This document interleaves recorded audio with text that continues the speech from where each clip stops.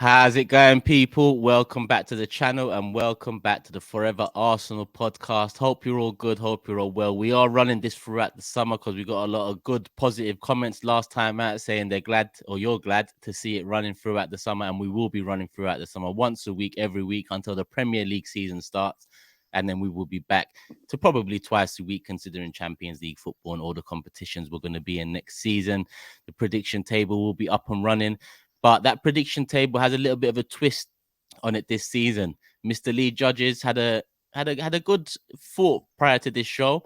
With the fixtures coming out tomorrow morning, he said maybe we predict the 10 opening fixtures of game week 1, and those points go towards the start of the prediction table next season. So come the end of this show, people, we will be predicting what we think or believe the opening 10 fixtures of game week 1 will be. We'll get 1 point for a correct fixture, 3 points for correct fixture, including the home and away team. We'll do that towards the end of the show. You can give us yours in the comment section below, so take part as well. And we will be live on AFTV right here tomorrow morning to break the opening fixtures and get your thoughts. I think James will be running that, so make sure you're there. Put the notification bell on, make sure you're subscribed, and you'll see it all, people. Jordan, Lee, James, how's it going, man? It feels like it's been a long time. Yeah, very good, very good. Like, all on parade, are we? Are we all on parade? That's what I like to know. Like, are we all on parade? What do you mean, Lee? Enlighten us. I just feel like the word parade just keeps coming into my head, like, because certain team had a parade a couple of weeks. Was it a week ago now? Like, and it wasn't Arsenal. Put it that way. It didn't have a parade. You're not talking about the Man City treble one, are you? No, I'm not talking about that one. No. So what other parades were going on then? Jordan, can you help?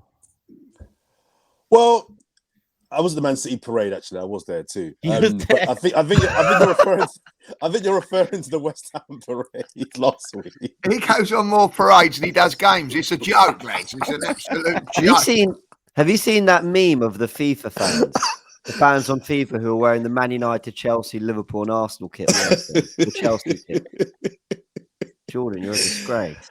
Well, so first of all, it's my job. I've got to pay rent. It's my job. I was at the West Ham parade. They invited me down. I did a thing for Channel 4 News where I worked. It's a big day for West Ham. Small clubs win a big trophy. That's a big day for them. That's a news story. So I was there with Deck, your mate Deck, Mickey Antonio, Big Moisey.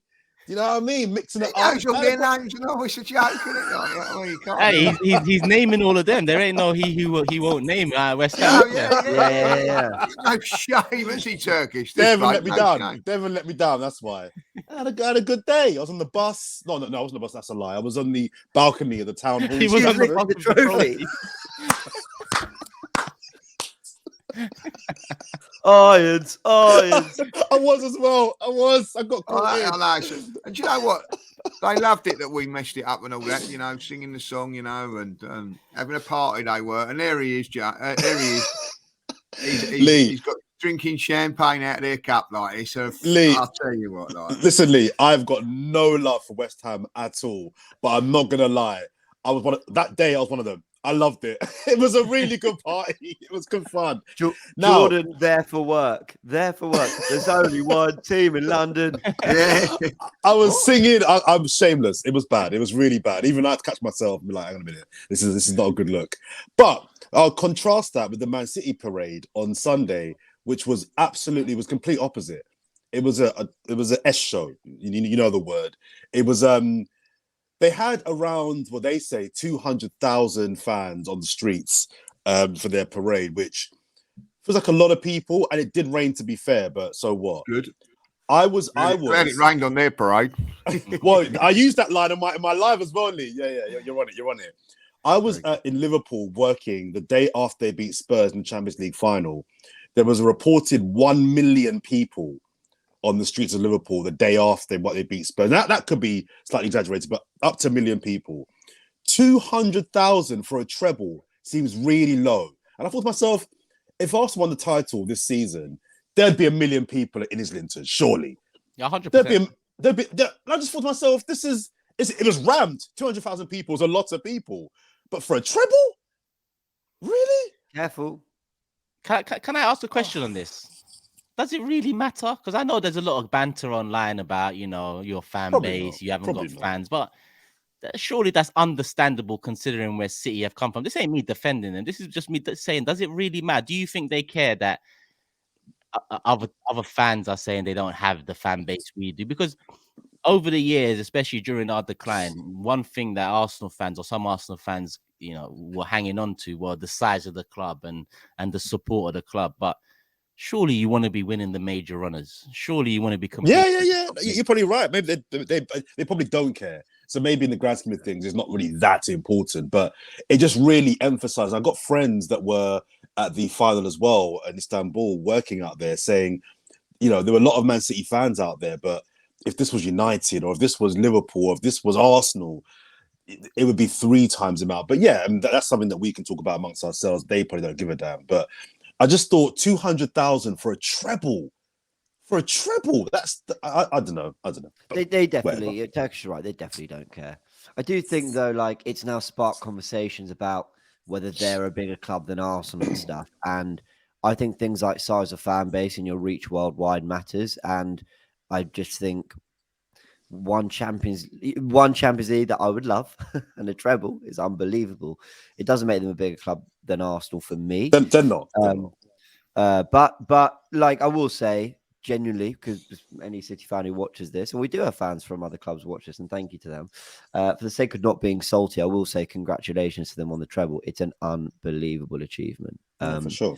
It's and actually, they were getting better as the season went on, as it mattered most, and like fair play to them, because I remember watching Hugh on Big Six and he kept saying, we're just hanging in there. We're just hanging there. Arsenal were 5 or 8 points clear and City went at their best, but we're hanging in there and then we'll click. And they did. And that's a fan base that know their team and know their manager, know what they can expect out of them. And then they went and kicked on even further than that. So they've had a very special season. Hence why we need Declan Rice for 100 million. Just before we get to Rice in a second, I did ask the City fans when I was there, as City fans winning the treble, what next?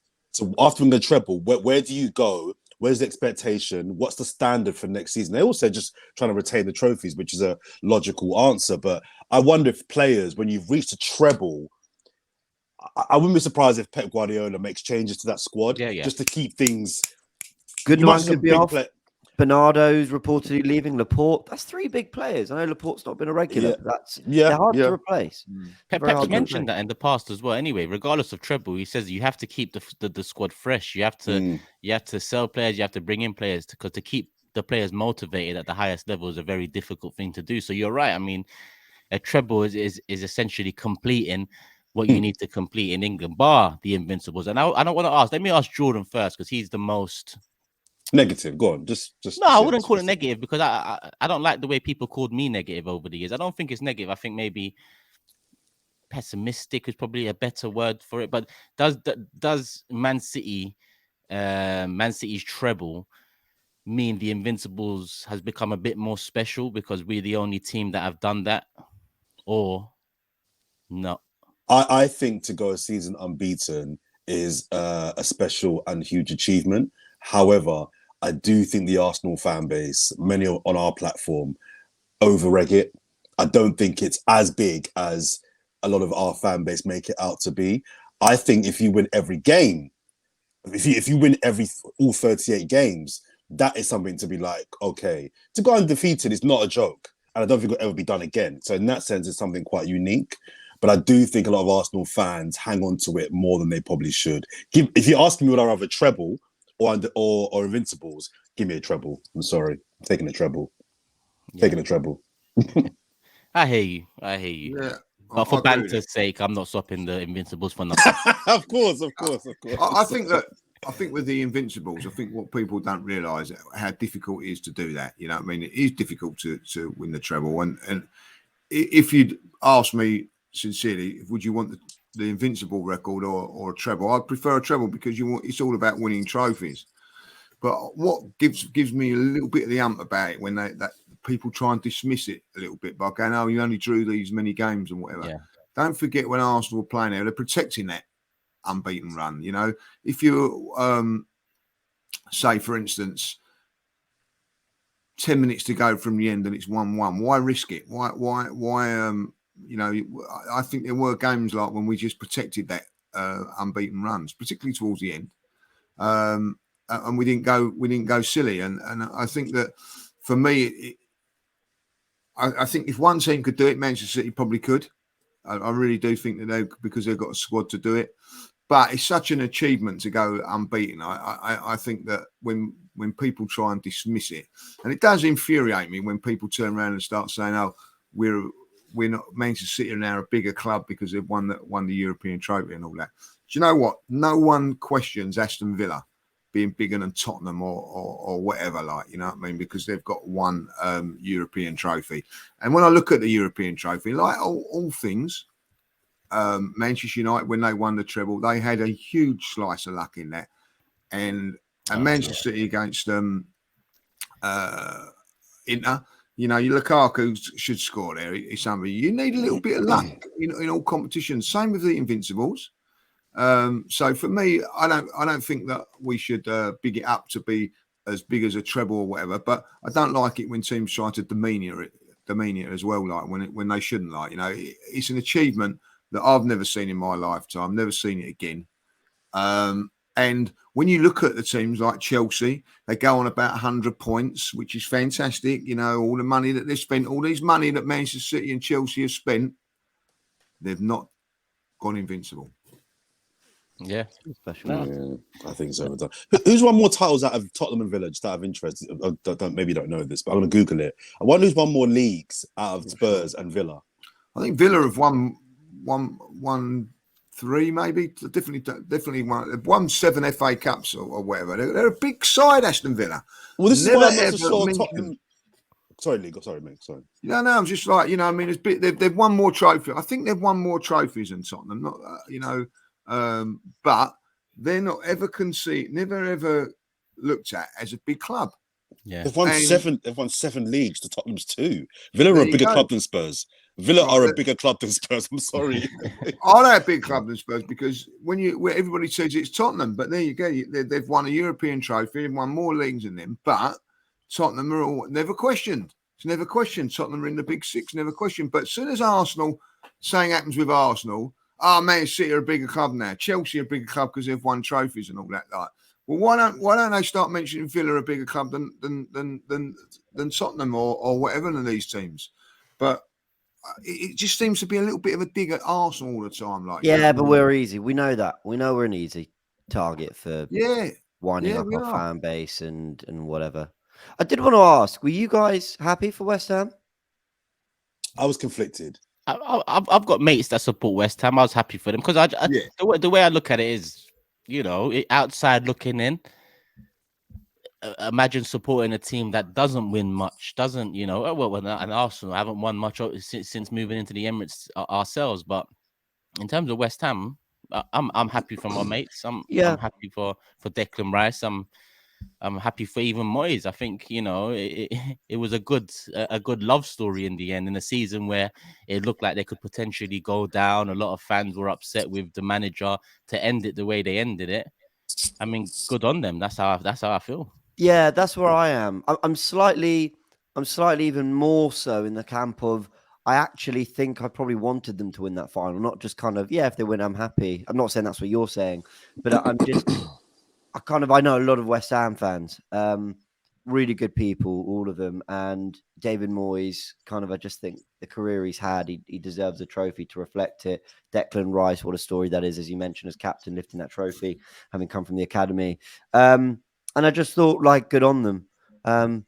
Which is why in a bit, when we talk about Rice, I'm going to ask why West Ham fans really hate the idea of it coming to us. Because I'm thinking, I was happy for you. Yeah. Do you know what, James? I really was. That's a great point because I've been watching, I've been on holiday and all that. You watch a little bit more online and all that. I've been a little bit annoyed by them, how disrespectful they've been to Arsenal. I'll tell you a couple of reasons why.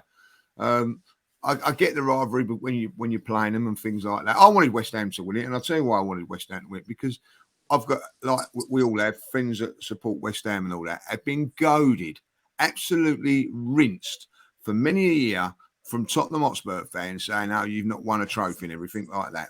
So for me, So my West Ham mates, when I said, now give it back to them, like, we're all guns back blazing, well done. And I was very, very pleased with that. And I did want them to win. I'm going to be really honest. I was in a bar, a few West Ham, and that when West Ham got the goal, I didn't cheer and go mad, but I was pleased for them. Like, you know, I didn't want Manchester City to win on Saturday. I'll be honest. Neither. I wanted Inter. But I did want West Ham to win that. And then they've been a bit nasty afterwards, saying, you know, why does Declan Rice want to go to should stay at West Ham? We've won a trophy. We've had a better season. You've not had a better season than Arsenal, because let's face it, look, fair play to them and all that. They've won that. Like, it's a competition that no one wanted to be in, or no one does want to be in. Like, you know what I mean? And at the end of the day, West Ham have done fantastically well, and I think raised the profile of that competition. I will have to say that. But let's, you know, like at the end of it, if Arsenal were to get in the Conference League, it would be a failure as far as the league season was concerned. Sorry, Leo. No, and just like, you know what I mean, I do, you know, talking about Spurs, I know a lot of Spurs fans that were glad that they weren't in that competition, like, you know. So I don't know if that's a snobbery thing or whatever, but there you go. I don't think this isn't a job. This isn't a jab at Tottenham fans. It blatantly is. I think if you're not winning trophies, you know, I don't think it should be totally laughed at, something like the Conference League. What I would say, though, is I did a video that went out on my channel. There we go. Look at me promoting my channel. Good. Go check out Better Call Sharoy. It literally came out this morning. I was rating the trophies, and I said, I think the Conference League is probably slightly bigger than the Carabao Cup. But if you were asking me as an Arsenal fan which I'd rather win, I'd rather win the Carabao Cup. Because if you told me in 2 years' time we win the Conference League, my brain would go, what's gone wrong? Why are we in the Conference League? Yeah, that's a fantastic point. So I do think the European prestige and and I like that competition. Fair play, like it, and I think it is great in a certain way. But I wouldn't want Arsenal anywhere near it. But I would hope that's taken by West Ham fans with no offense, because surely, you know, it's kind of implied that we're in the Champions League. We want to stay in that area. I didn't. Go on, Jordan. So I didn't want West Ham to win the game. I didn't want them to win it just because I don't want any other English team to do well, because I'm just petty. So I didn't want them to win. However, once they had won it, there was a little bit, I think James said, there was a little bit of me that was like, fair play. You know, David Moyes, someone that I've battered and don't particularly rate, 20 years managing, and he's had some tough times. I did actually. I did. Yeah, nice guy. A little bit of me was like, yeah, okay, fair play to them. So there is that. I found the whole debate around West Ham versus Arsenal season, who's had a better one, kind of mildly interesting as well, because it comes to the whole, you know, what is sport about? Sport's about lifting trophies. They lifted a trophy, a European trophy, albeit a third tier one, which I got a lot of flack for mentioning in my live on news as well. But it's a fact. It's the third tier European trophy versus a team going for a title but finishing second. I found the different perspectives, you know, like I say, vaguely interesting on that debate. Yeah, I think when you win a trophy, it definitely becomes a more memorable season for the fan base that's winning the trophy. Better season. There's so many different factors to it. I mean, I don't think winning the trophy shows trajectory, for example, and you can include Man United and the Carabao Cup in that conversation as well. You can win a trophy in isolation. It's a memorable season because of that trophy, but when you look back at maybe Arsenal season this season, it might have been, or it might be the start of something special, where we look back at this season and say that's where it all began, and then we win major honors in the next few years. So more memorable season, yes, because you win a trophy. Better season. Listen, I'm not here to debate. I don't really want to partake in a debate about whether Arsenal finishing second is a better season than United winning the Carabao Cup or West Ham winning the Conference League. At the end of the day, I'm still gutted that we let it slip at the end of the season and watching Man City pick up the treble. Lee. My personal thing is, right, I know what everybody's saying. I enjoyed this season, right, more than when we won the FA Cup. I know we had the special day of the FA Cup and we were brilliant winning it and all that, but I've enjoyed this season much, much more, because there was games like when we won in the FA Cup that were meaningless in the league. You know what I mean? Like you just go in there going, "Oh, I hope you win," and whatever. It was 6 games or 5 games to get to win it and all that. I've had a much more memorable or enjoyable season, shall I say, watching Arsenal this season. The nerves going to every single game up until the last couple. I didn't have that when we was winning the FA Cup. I had it for those 4 or 5 games in the FA Cup. The semi-finals were fantastic, brilliant days. Don't get me wrong, but that was scattered over 9 months of football. You know, I've had 9 months of really, 8.5 months of really enjoying watching the Arsenal this season. Yeah, 8. Yeah, 8. But what year did Tottenham win the League Cup? Was it? Oh, jeez. 2007, 8, 07, 8, I think. Yeah, They're not a big club, man. Of course, I'm not entering into that debate because I agree with you there. But listen, let's keep it moving because we've got some stories to pick up on and discuss. I wasn't going to start with this, but since we've mentioned West Ham, I think it's only right to go to Rice. And I know James on a video the other day, but I will offer my opinion on this Twitter stuff. I hate Twitter during the transfer window. I absolutely hate it because I can't make sense of it. I mean, the latest being Arsenal agree fee for Declan Rice, but no bid has been made. If you've agreed a fee, surely the next thing is the bid. Oh, you want this much? Oh, yeah, we can offer you this much. Here you go. What's the in between? What's the why is 1 a fee being agreed and 2 a bid not being made? I just don't understand it, James. Maybe you can highlight. Yeah, I'll try and and in that breaking news bid that went out on AFTV the other day, I tried to, because I'm only guessing, right? Obviously, I've never been a part of transfer negotiations as much as I've tried to replace Lee with Sharoy. Oh wow! So basically, I think there's 2 ways to approach a transfer, and you can literally look at our 2 biggest kind of sagas. One was successful or looks to be successful, the other isn't, and that's Rice and Caicedo. With Caicedo, I think it was a case of Brighton aren't really interested. We're throwing bids in the hope that they basically come to the table and accept something, and then you build from there. Whereas I think the Rice deal has been approached from a sense of all the way back in January. And we remember Cecil putting in the WhatsApp group Turkish all the way back in January. Yeah. Arsenal are signing Declan Rice, apparently. We were like, oh, okay, that's okay. And I think Arsenal have been working ever since then to come to an agreement on everything. And then ultimately, whatever bid they lodge will be accepted. So I think that's what they mean by it. It's not like on Football Manager where you always start with the bid and then, in the game, then things happen. Whereas I think Caicedo was very much just try to bring them to the table by showing them we're serious with £70 million bids. So I think that's the slight difference, but I'm only guessing. I don't really know how it works.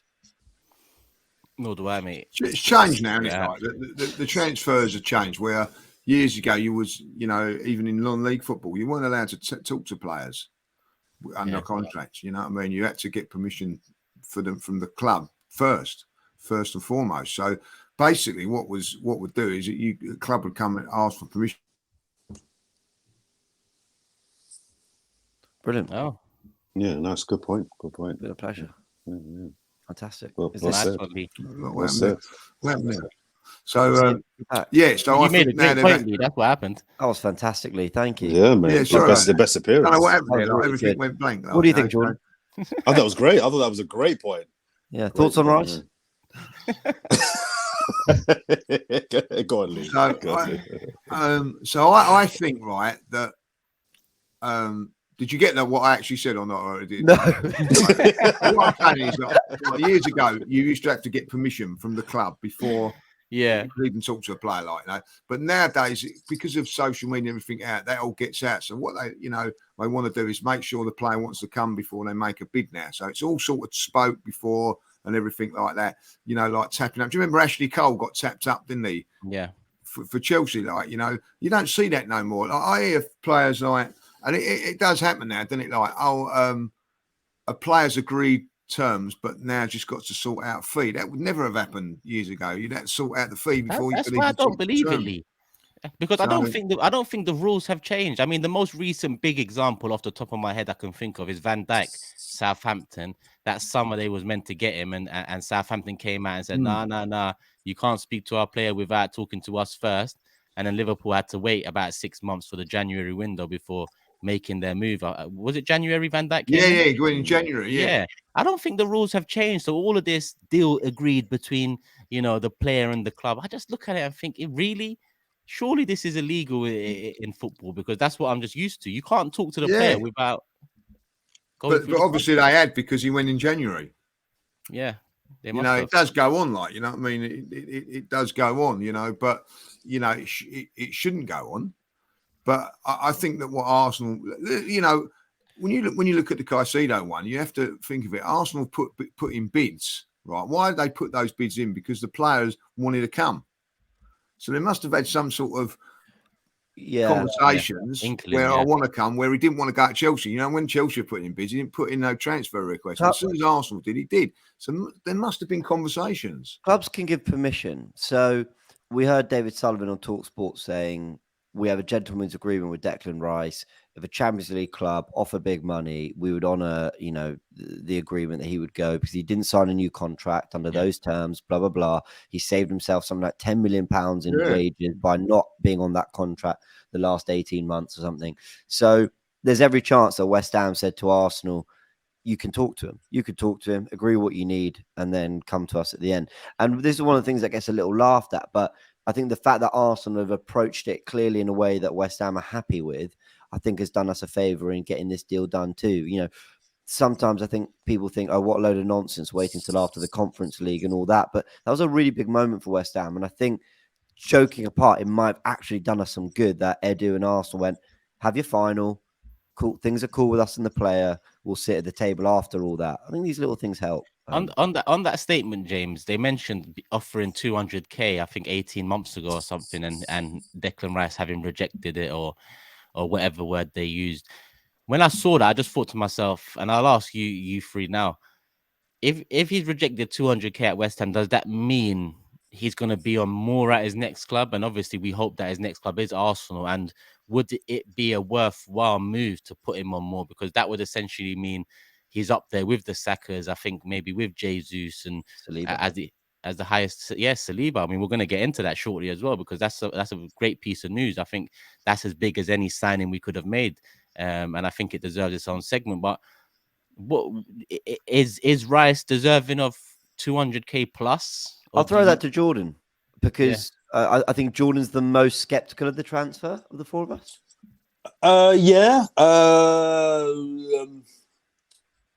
I mean, I think it's a bit dangerous when you're putting a new signing that isn't coming from another big boy as your top earner or one of your top earners straight away. Now, if that's what they've got to do to get the deal done, then that's what they've got to do. But it's not like we're signing a player from Real Madrid or Barcelona, an established superstar where you're like, okay, you're coming in the door, you're in that top bracket early, fair enough. Declan Rice is coming from West Ham, with all due respect. And although the club rate him highly and it's £100 million transfer, if as a fan, I'm caring a little bit less and less about what people get paid now, because whatever. But I think 200 grand a week says that you're on Saka level. I know Saka's on 250 plus bonuses, I think it is. The 250 plus you hear very. I don't think no one really knows, but 200, 250, 290 with bonuses, whatever it is. But he's definitely going into our highest earners bracket. And the club clearly think that he's the guy. So I don't, but if the club think he's the guy, then I guess you've got to reflect that in his wages. So I'm just more focused on, why hasn't it done yet? Why hasn't it done yet? Like, I say this every summer. Arsenal seem to be the only team that take weeks and weeks and weeks and weeks to get a bid in the time that Man City and Chelsea, a week, Liverpool, it's done. McAllister's been done. It's been quite quick though. McAllister had some sort of weird release clause that still we don't really understand what it is. But I think I'm going to give Arsenal credit. They've done really well on this. They've been working on this since early in the year. It's got them ahead of the rest. James, of the competition. Turkish just said the club have agreed a wage but not a fee. It's been months we've known we're linked with him. Why is this? I take your point about the final, respecting that time and that period and their priorities. I get that, but the final was a week ago now. Now we're still at bid stage. What's going on? Now they're respecting international duty. If you listen to this is not big club moves. I did see a joke tweet that was very funny. They were like, and Arsenal will respect Chelsea by not putting in a bid for Caicedo so they can get them. it's just long. It was funny. Why is it still not done? No, I think the fact of the matter is, he's agreed, and he has turned round to West Ham and said he wants Arsenal, right? So that's it. You know what I mean? Like, iron it out, sort it out. It's contracts now, not like they used to be. I'll get it all signed and all that. There's other things that go into it, like, you know. But Lee, other teams get it done quickly. Chelsea, Liverpool, City, they get their contracts done within a week. So why is it like Manchester United haven't signed? Don't forget the window's not even open yet. So no, I'm talking today. I'm talking previous years. So they might have signed yet. You don't know. You know what I mean? All these things that go on there, like, you know what I mean? They're all could be all done and dusted. We can come out and mention it within the next day or so that it's gone.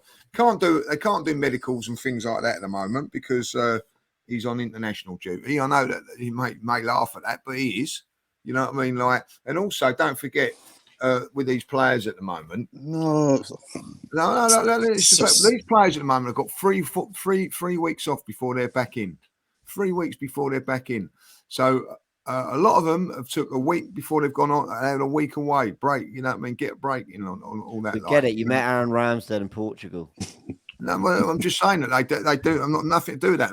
They need to have a break. I think Pep turned around and said to it. They've only got 3 weeks off before they have to go again. You know what I mean? Like, because of the World Cup this season, it's a short summer. So that, you know, these things are. I think Arsenal. Listen, everybody was saying that Xhaka, he's gone and all that. He ain't gone yet. You know what I mean? Like, everything's agreed. You know what? Actually, so sorry to cut you, Lee. I'll do a Jordan right now, but you've raised a great point, because if the club was so confident in themselves and in getting deals done, why wouldn't we just let Xhaka go? Why are we holding on until the deal is done? What sense does that make? Because even if the Rice deal falls through, let's say worst case scenario, does that mean we're holding on to Xhaka, who's already agreed to sign for another club? Don't forget, Turkish, the one also, I know this sounds silly and all that, like, they don't sign actually now. The contract will be from July the 1st. You know what I mean? So I don't know. So, you know, it's no good. Like, you know, whatever happens, Xhaka gets paid to the end of June. Whatever happens, you know what I mean? So he might have actually signed for him and they won't announce it till whenever. I don't know. That's a really good point. These players don't actually sign these contracts and they start from the 1st of July. That's actually a very good point, Lee. You're right. So actually, it doesn't really matter too much as long as they're in before pre-season. I think we're being very harsh on the club here, guys. I think you're being very nice. Why? It's not. We don't kick the ball for another month. The player has all but agreed. Where I'd agree with you is if David Ornstein, who he always comes out with the sort of confirmation news and all that, if he comes out and his next bit of update, his next update is Arsenal have £90 million bid rejected, but feeling is deal will get done around 9,500 million. I'll be like, oh, come on. Then I'll be like, what are we doing? Like, we've sat at the table with them only to put in a bid that's got rejected. Then I'll start getting wound up. Then I'll start thinking we haven't learned anything. But I expect that the next big update from a Romano or an Ornstein will be deal agreed for Declan Rice. That, I think, will be the next update. It won't be about bids going in. It won't be about a back and forth. It will be everything's in place. Done. The money's done. They know what it is. Done. I hope that when we finish this podcast, a couple of hours later, that tweet comes out or that information comes out and I look silly and the deal's been done. Cool. But I'm just like, the fact that we kind of all know that Rice wants to come to Arsenal. They've been tracking him for a few months now. The final's kind of been and gone. That makes the deal for me easier to do. You don't have to try and convince him. West Ham have FFP issues. So okay. West Ham want a certain amount up front, but they also actually want a large chunk of it to come for the next summer because of the balance in the books. By 2025, they said, didn't it? Yeah, and obviously Arsenal have their own budgeting to think about. You know, well, if 50 million of the budget is going up front on this, we were looking at more 40 million up front, all that. So I think it's all largely agreed. It's going to be about 95 million with certain add-ons, but it's the breakup of all that, and these things can be complicated. So I'm not worried. I'm really not worried about it, especially when they've tied down other players like Saliba we've mentioned. I'm thinking that's great. That's put my mind at ease. then we're working on this. Mm. Apparently, we're interested in Caicedo. I'm happy with how we started this window. Oh, we'll see. We'll see. Window has Yeah, opened today, you're like right. you said. July 1st. I think that's when the registration begins for a new club. If a player does sign, Lee's right there. So we'll see. We'll be here once a week, every week. Make sure you hit the like button, people. Let's get up to 1,000. And his name was mentioned from one Declan Rice, where we're waiting on the update. We're waiting on the deal agreed tweet from Romano to another player, Saliba, who we've been waiting on for a long time in terms of a new contract. It seems to have been done. I think it's David Ornstein that announced it a few days ago. But as mentioned earlier, that's as big as any signing Arsenal could have made this window, securing Saliba, because Saka and Martinelli are a bit different. They've got, a bit more loyalty to Arsenal in terms of their breakthrough and consistent game time and, the club fully supporting and developing them, whereas Saliba was loaned out for the first 3 years of his 5-year contract, and there was doubts about whether he was happy about all of that. But he signed a new contract. Jordan, I know you was very dubious about it. So was I. You got your hand up. Yeah, I was gonna say it's also different to Martinelli and Saka in that it's easier to find top wingers than it is top centre backs. Yeah. If worst case Saka and Martinelli had gone this summer, we'd be gutted. That would be a massive blow. But I just think it's easier to find top wingers than it is to find a top young centre back. So you lose Saliba, that for me is that's huge. So I think that's another reason why this signing of the three is probably the most important one. But yeah, you're right. I've been saying for a year now, I had just a horrible feeling he may leave. The getting close again to the last year kind of concerns me. And I think it is, yes, the club should be congratulated on getting the deal done. But the fact that we've gone so close to the wire again with a year to go says to me, what's going on there? Are we learning lessons? Because let's just say Paris come in with a bid for 100 mil and offer him 250 a week. That might have turned his head. So I don't know. But the deal's been done. I think he's phenomenal. I think he's a great prospect. I think all going well, we're looking at a top 5 centre back in the next 3 or 4 years in world football. Do you know what I mean? So yeah, great deal. I've got to say, massive credit to the Arsenal how they've handled the situation with Saliba. I think people go on about the loan things and all that. I think it was fantastic to get him out on loan. I agree. Learn his trade away from the pressures of playing from Arsenal. I think they've done that, timed that to perfection. Also, going into the last year of his contract, and they've spent that million. They've saved themselves a few £1 million in wages and everything like that. I know he's made it up now and whatever, but I think they've played this absolutely fantastic. And one of the greatest things that a lot of people have looked at Saliba and try to batter Arsenal a little bit, Arteta, the way it's been handled and everything like that. The way he's been treated and all that. If he felt he was being treated poorly or whatever, he wouldn't have signed that contract. He would have gone. But he's obviously happy at Arsenal. Probably the one thing that he would probably say was frustrated with the loans because he felt he wanted to play at Arsenal. But I think they've handled this fantastically well. And he's come into the Arsenal team not raw. He's come into the Arsenal team as a 21-year-old ready to play in the Premier League. Fair play to him, credit. And when that came through, I jumped in the swimming pool and cheered because that is a big that one for me. I think is the massive one. I think he is the potentially world class. I know Saka and everything like that, but I do think that this guy is going to go to the very, very top. When I see him play, I've not been excited watching a centre half play for Arsenal for a very, very, very, very long time.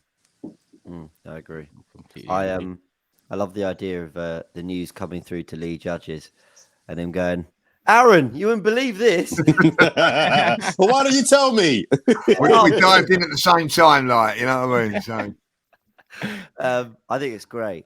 I asked a question on Fan Zone Turkish, the one you do on a Monday, about whether Arsenal were acting like a big club.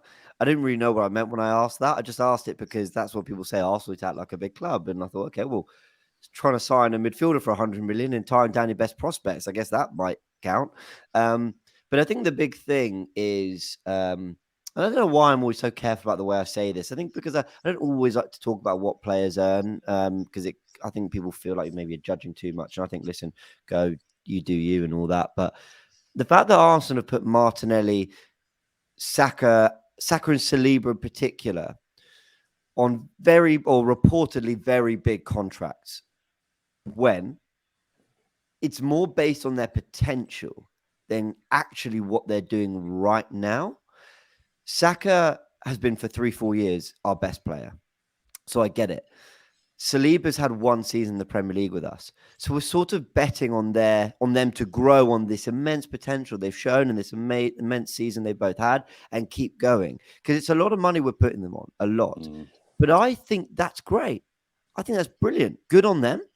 And I think good on the club for betting on their young players and also getting to a point where they're going, yeah, we will put you on par with some of the big contracts around Europe, within reason. And we will show you that at a young age, we're willing to back you that much because they're young. What does their contract look like at 24, 25? That's a question to be asked. But ultimately, Arsenal are going, well, we'll deal with that when it comes. We want to keep them now. We want to win them. Fantastic point. How long is the contract? Is it 4 or 5 years? 4 years for both. 4 years for both. And some people were slightly concerned by that. But another great point was made on Twitter. So where Twitter can be great. They're saying, well, doesn't that show that Arsenal are also showing the players that they're putting themselves under pressure to win within 2 years? Yeah, some great points here, James. And I'll tell you what, you did right what you're saying there. I do think that is like, there's got to be conversations had when they're signing these contracts. What's the ambition of the football club? What is it like? You know what I mean? Well, we're telling you the ambition. And if Arsenal play their cards right, and if Arsenal going really big this season, I mean 200, 300 million, just say, for instance, hear me out on this, right? For the next 3 or 4 years, they've only got to go like 30 million here, 40 million here for a player and everything like that, because the players are there. They're going to grow. I think for 5 years, if Arsenal get this right in this transfer window this season, for the next 5 seasons, Arsenal and us as fans could have a fantastic ride if we get it right this summer. Because I agree. If we spend, what do we need next season? Well, we might need to just replace a couple of squad players. You know what I mean? Like, actually, wouldn't have to spend no money. We sell someone, bringing someone in. The club would not have to go mad in the transfer window for 3 or 4 years, because they're all there, all growing, and all getting better. And I think this is a massive, massive opportunity this summer to really nail it home. And I'm hoping that's what the conversations are. Look, let's go big now, because in the next 3 or 4 years, we don't have to. I think the Saliba deal as well also shows, because I mentioned that I had some concerns about his back issue. And I think the club are not going to tie him down to a long-term deal if they thought the back issue was something to be long-term concerned about. So that kind of aligns my fears. But to Lee's point there, if you fast forward to next summer, I think it's a really good point Lee makes there. If you start flushing out the deadwood this summer, the kind of squad players, fast forward to next summer, I can't think of any player right now that I'm thinking next year he'll have to go. Maybe Vieira if he doesn't work out this season. But there's not that many players I can think of that I'm like, yeah, he'd have to go. So to Lee's point, they could save themselves money in the long term by going big in the short term and just making small tweaks rather than wholesale ins and outs. Yeah, we're gonna have to make room for Kylian Mbappe next summer, but that's true. I think we can do that. That's true.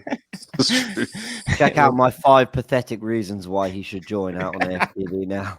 It was funny when you put that in the group and asked for serious answers to the questions, and I gave you the most serious, and I thought, shit, I am really the party pooper, aren't I? But I replied like, do you want me to scrap this video then? I said each to their own, mate. I was asking for a 5th point. I left the chat with 0 points to make. Yeah, man, come make it Haaland versus Mbappe. Oh, that would be mad. That would be mad. Sell Eddie, give him the 14, and we're back. We are back, because any team Mbappe goes to is a contender. Just on that though, just kind of just indulge it for a second. Why are we in for Mbappe? Is that a deal that actually is crazy to think we could be in for? I actually don't think it's crazy to think that we should be. Yeah. You know what? There's a gentleman on Twitter that we used to disagree quite a bit, but respectfully disagree. And he's kind of been proven right in terms of his projection of Arsenal over the last couple of years. And his name is Mo. And recently he'd had a tweet where he said, would you spend 120 million on Mbappe? Yes. So at the end of his contract, if you was to offer that 120 million directly to him, as well as a package of 300k a week wages, that essentially works out 800k a week over a 4 or 5 year contract with the 120 million bonus. It's well within our limits if it's a free transfer. If he moves on this summer for a hefty fee, that's where I kind of doubt Arsenal go in. No, I think the opposite. I think you've got a better chance of getting in this summer. I think on a free, he ain't coming to Arsenal, and also he'd want more than 300k. You won't get Kylian Mbappe for 300k. That's why he's doing it, Jordan. That's why he's very, very clever. He knows that if he leaves now, there's not many teams that are in for him. He knows that. You know what I mean? Yeah. I don't think there's any team that can afford to pay 150 million plus what his wages are. Like, you know, so he knows that. So he's basically wants to get a free transfer, or his agents do, so that they can get him around. He can go anywhere then. Listen, at the moment, he's actually like Barcelona sell all sorts of. I think he'll resign media rights and things in their club to get signings through the door. I think if a Real Madrid want Mbappe, if a Man United want Mbappe, I just think they'll find a way somehow. But it's up for Arsenal to find a way to do it now. I mean, we've waited long enough. We moved into the Emirates to compete with Bayern Munich and Europe's elite. This would be competing. Come on, Thierry, get in his ear and get to work. Yeah. So or Saliba. It's Thierry. Any of them, whoever. Perez, Petit, Vieira. Speak to your boy. But you know what? I know you laugh at Gallas. I do think that maybe he liked Arsenal because of all that players back in the day. A lot of French players, a lot of French people that I meet now, like, you know what I mean, that turn around and go, I support Arsenal because of Perez, Henry, Vieira, depending how old they are, you know what I mean, of going that route. Like, there is a connection between France and Arsenal. I think that's worn off a little bit. I think maybe over the last few years, but I think Mbappe, they're still watching it when they were kids. What is Mbappe? 24 he is, and our last title was 19 years ago. So I think he just about made the wave of you know, knowing Thierry Henry and what he'd done at Arsenal and the French contingent, but then himself seeing how Arsenal have fallen off. So I don't know. 20 is it? You know, when you think about it, it is ridiculous, and it's 20. It'd be 20 years. If City get him, it's embarrassing. If you'd have said to me, get him, then forget it. But yeah, if you'd have said to me walking out after we won the Invincible League, if someone would have come up to you like a horrible West Ham fan or Spurs fan and said to me, don't worry, but enjoy it, judges, because the next 20 years you ain't going to win it, I would have said, who are you on? You know what I mean? Like, I would never have gone down that, 20 years.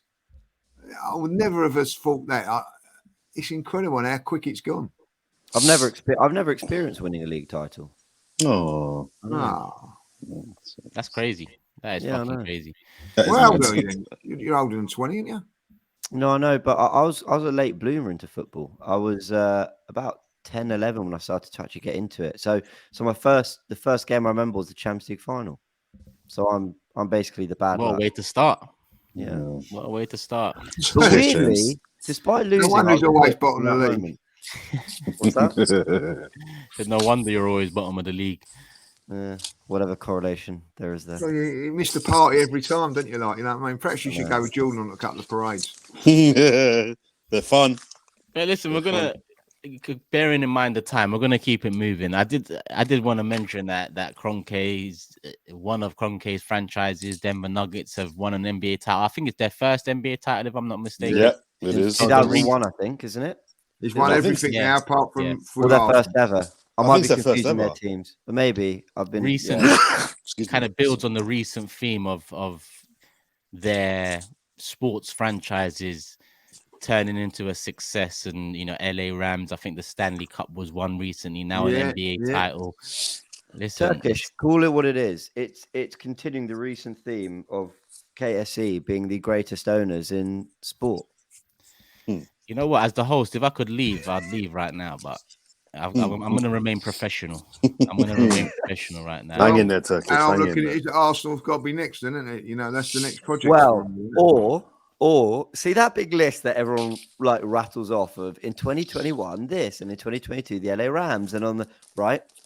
What if there's some, I don't know, KSE owned golf pro who's thinking, 2024 must be my year because in 2020 Arsenal won the FA Cup, and then in 2021, so maybe we've had our moment. Maybe we've had our moment. Maybe we've had our moment. What fucking moment, mate? What fucking moment? I love the FA Cup, though. I do love the FA Cup. Yeah, I'll no, never I do. put down the FA Cup. That's ours. But it's time for the Premier Leagues and the Champions Leagues to start finding its way around the Emirates. That's for sure. And the Declan Rice, the William Saliba contract, the Kylian Mbappe deal, that would show positive signs towards that goal. But we did say at the beginning of the show, we are going to predict game week 1 fixtures before we do comments of the day to wrap it up. We're 50 minutes in. We should have hit 1,000 likes by now, people. If we haven't, scroll down, hit the like button, scroll back up, and join us in predicting tomorrow's Premier League game week 1 fixtures. I say tomorrow, they're released tomorrow at 9 a.m. We will be live here on AFTV. Make sure you subscribe, put the notification bell on. And why don't you join in and make your prediction in the comment section below as well. The 10 Premier League fixtures in game week 1. We've all had a look. We've all noted down our list. Who wants to go first? Should we just go round from me to Jordan to Lee to James? Yep, go for it. Cool. Lads, if you could do me a favor and just screenshot your fixtures and send it to me rather than me having to rewatch and note down every single fixture, that would help come the end of the show. I've gone for Arsenal, Burnley, Chelsea, Man City. Sorry. Yeah, I'm going to react to this like it's the real fixtures. Chelsea, Man City. So Arsenal play at home to Company's Burnley. The proteges from Man City, Arteta versus Company in full effect. We'll see how that Friday night game, no doubt. Potentially. Then we've got the big one. We've got Chelsea versus Manchester City, a big 6 fixture. Man United versus Fulham, Bournemouth versus Liverpool, Brentford versus Tottenham, West Ham Wolves, Forest Villa, Luton Newcastle, Brighton Sheffield United, and Palace versus Everton. That's my fixtures. I'll put it in the WhatsApp group now. That is so mad. Over to you, Jordan. Over to you. So I was going to go. My first thing was Arsenal Burnley, and I changed it last second to I've got Arsenal away to Brighton on the first day of the season. I've got that. I think the first game of the season on a Friday night is going to be Luton Newcastle. I've got that as well. I've got. Yeah, you copying me already, Jordan. No, bro, I've got it here. Luton Newcastle. I've got Chelsea Tottenham. I'm just gonna go for like a really freak opening day Pochettino derby type thing. I don't know. It's a long shot. What an opening weekend! Oh. Yeah, that'll be mad. So I've got Chelsea Tottenham. I've got Burnley Liverpool. I've got Everton Villa. I've got Man City at home to Sheffield United. I've also got West Ham Wolves, Forest Manchester United, Brentford Palace, and Fulham versus Bournemouth. That's my list. Okay. So we've got one Luton Newcastle there. Aside from that, it's all different. Lee. Mine's all different. Like I think I've gone Arsenal at home to Sheffield United, and I've gone for Arsenal at home because they've been away for the last 2, so that's why I went down that route. Been away for loads of them, I think. Yeah. So, but it's been a couple. I think Leicester was the last time we was at home. It was a 4-3 on a Friday night. Yeah, you're right. Lacazette header. So I've gone for a couple of big ones, like a couple of a local derby: Villa versus Forest. Okay. Chelsea versus Wolves. I think they're going to be nice to Pochettino. Burnley versus Manchester United. Manchester City versus Spurs. I think they will do one big one. Well, it'll be one big. Yeah. You know, so that's the one that I've gone for there. Luton. I think they're going to go home to Everton. Fulham versus Liverpool. Bournemouth versus Palace. Newcastle versus Brighton. And finally, a local derby to finish off: Brentford versus West Ham. It's a lovely set of fixtures. It's not a local derby. It's East v West. Yeah, London derby. Okay. Sorry. I said local derby, sorry. Because you know all about West Ham's fixtures. He knows exactly where it is. Exactly where it is, you know what I mean? Like, postcode the lots, you know what I mean? That ain't our fucking rivals, mate. Yeah. They're not our rivals. Go on, James. I've gone Everton versus Arsenal. Oh, we lost you, mate. Oh, yeah, that was a good one. Say that again. Did you lose me? Oh, I did. Yeah. Sorry, is that just me? Sorry. No, Everton Arsenal. We got that. Oh, I didn't hear. Sorry. Oh, I Turkish didn't hear heard me. that. The other two didn't. All right. Everton versus Arsenal. Liverpool versus Luton. Villa versus Bournemouth. Forest versus Newcastle. Tottenham versus West Ham, your real rivals. Burnley versus Fulham. Palace versus Man City. Man United versus Sheffield United. Wolves versus Brighton. And Brentford versus Chelsea. Ooh. Nice, Tasty nice, ones. Nothing nice, exciting nice. about it, just a standard opening weekend. Yeah, I like that. Yeah. Well, listen, there's no logic to this. It's all a guessing game, so we'll actually see what happens. Do you think they, you know, it's not so much a guessing game for them. It's not really done pot luck. It's more, you I know, don't they know, know can what they they're do it doing. by computer, don't they, or saying, well, I don't know. So Do you they reckon say, that's- but That's what they say, but I just think there's so much money on the line. I just find it difficult to believe that they'd leave it to risk or to leave it to random computers. I don't know. I don't want to cast like, any how did aspersions, but last there's two examples from the last two seasons. We both started Friday night away from home, and this calendar year, Arsenal, Tottenham, and Man United, Man City were on the same weekend. Things like this, just I can't imagine a computer managed to pull that gem out of a bag. I think things like Arsenal playing Palace on the Friday night, I think that is decided by the TV broadcasters. I think they're given the 10 fixtures and they go, we'll have that. Yeah. I think that for sure. Which I also don't think is really right. I mean, no, listen, Why? people might think I'm being pathetic or whatever, but of course it's different playing on a Friday night opening weekend and all eyes compared to 3 p.m. on a Saturday. But whatever. I'm sure Arsenal they will do it. There will be one, wouldn't there? I think that because Arsenal won their last one, maybe that they won't go down that route. Yeah, they certainly won't go down Arsenal route if they're at home. If we get pulled out against, like Everton away, I can see them doing it then. It'll be Luton. Away. I guarantee you, I put good money on the first game of the season on TV. Will be if Luton are at home. If Luton are at home, that'll be the opening game of the season. Yeah, trust me. Yeah. I can see them getting one of the big six on Newcastle. Like we both predicted Newcastle, Jordan. And just a heads up for the viewers and supporters out there, the points we get from these predictions will be added at the start of the season on our prediction table. So, for example, I've gone with Arsenal Burnley. If the fixture comes out as Burnley Arsenal, I get 1 point. If the fixture comes out as Arsenal Burnley, I get 3 points. All points will be added to the prediction table as a head start to the season. So we'll see. Because listen, I'm tired of winning. These lot are tired of me winning. They're trying to find a way to kind of catch up. This guy. I would bring up the prediction table now, but it didn't end well last show when I did that. So we'll keep it moving. Let us know your predictions in the comment section below. The fixtures do come out 9 p.m. tomorrow.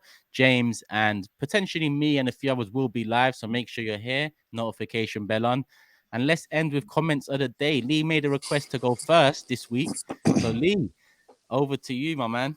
Yeah, this is from Jack Hardy, 182. It's the classic. It is the best one of all. Mine. I think this bloke needs a prize of some sort. Like I was watching Tactical Insight last night when my wife walked in. I had to quickly turn it on to some porn to hide my embarrassment. I didn't see that one. I missed that one. I actually didn't see that one either. I missed that one. Oh, shit. It is an absolute gem. It is Jack, I love you. And we need to sort something out for Jack because that was absolute. I actually was drinking my coffee. When I had it, I spilt all my coffee and all that.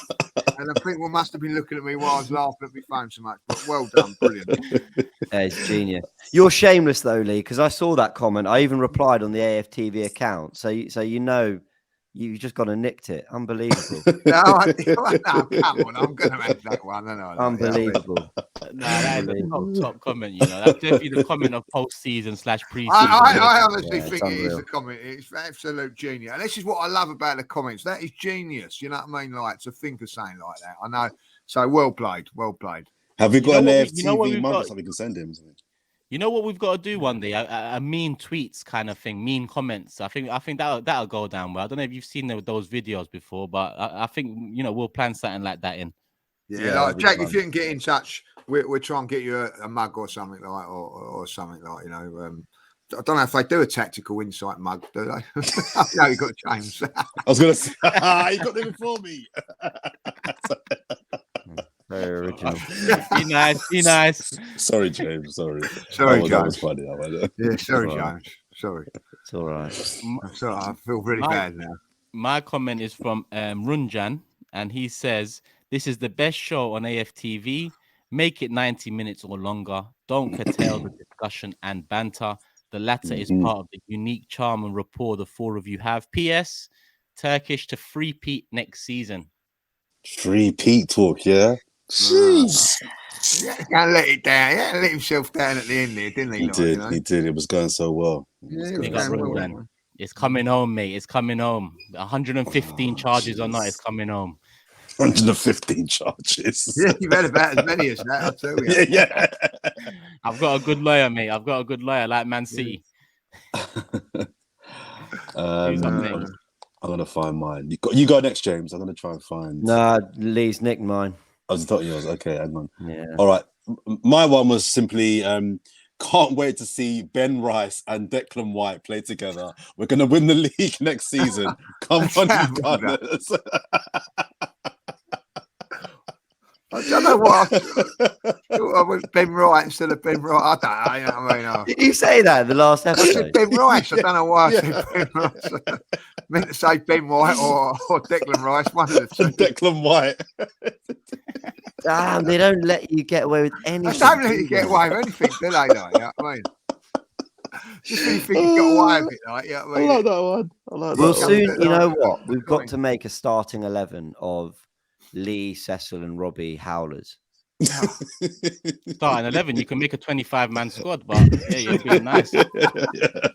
We actually have to, like, from Vincenzus to Victorious, Ben Rice in midfield. It will be unbelievable. We got Monroe in there. Chinchenko. Yeah, Chinchenko's got to be in Chinchenko. there. Yeah. Jorginho, Yeah, Juninho. Jorginho. So many. Genie. Oh, I remember when Cecil did his welcome video for Leandro Trossard. He opened the video calling him Leonardo Trossard, Leonardo. and then he ended it calling him something else. It still wasn't Leandro. It was like Lando or something. Like he called him two different names, never the right one. Leo would do for me. Leo. Go on, James. What's your comment of the day? No, I genuinely don't have one. He nicked mine. Well, you don't have a backup. No, it was world That's very class. professional of you, isn't it? Very unprofessional. Well, I mate. think Very that just shows it. Professional. Gone for the I was same in the one. comments, liking comments and replying to all them, so they all feel loved and appreciated by us. I like that. I like that. And Lee I Judges noticed went, "Oh, I like that. I'll nick it." All right, I guess James don't have one. Comment of the day Outrageous. done. Outrageous. Just There are actually lots of great ones. I was having a good old chuckle going through them. There's always lots of great ones. That's the beauty of this show as well. That's the thing.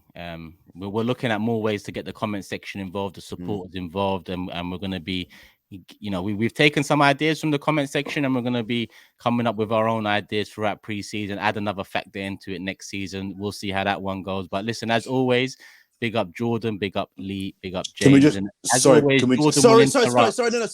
Sorry! Fun interruption. I just want to remind everyone because I've got friends that watch the pod, but they don't know that it's on Do they audio support as well. West Ham? Oh wow! Is that what we're doing? Is that what we're doing, Turkey? Right, hammer. Just to remind people, it's on Spotify as well, so those can on the go listen to us and the show. Sorry, last interruption. I just love the idea that we're all talking about Declan Rice joining, and Jordan's actually talking about him leaving. That's why he's, a different insight. that's why he's not keen on the deal. 100 million, is that it? We want 120. That's what Jordan's thinking. People, Bargain. we're going to wrap it up here. We're going to be back next week as well. Hopefully there's some more rumors and deals done and everything we can talk about. Big up Jordan, big up Lee, big up James. This has been the Forever Arsenal podcast. Hit the like button if you haven't already. Make sure you're subscribed. Make sure you got a notification bell on and join us right here tomorrow, 9 a.m. for the fixture release of next season. And we'll see who predicted what right. Love for the love, people. We're out.